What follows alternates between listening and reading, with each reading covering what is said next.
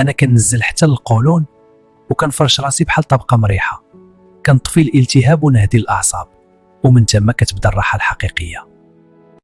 فالمعد انا ماشي غير علك، انا محارب، كنحارب البكتيريا بالعسل والقرفه، كنحبسهم وكنقضي عليهم واحد بواحد. كنوصل حتى للمفاصل ديالك وكنخدم بخفه، كنرطب، كنقص الالتهاب، وكنرجع الحركه سهله وخفيفه بحال قبل. فالكلي خدمتي دقيقه، كنعاون الجسم في التنقيه، كننظف وكنخرج السموم بطريقه طبيعيه بلا ما تحس حتى بحاجه. ولكن اسمعني مزيان، الا كنتي مريض بالسكر ولا كتعالج ضروري تسول طبيب، وما تجمعنيش مع الدواء في نفس الوقت.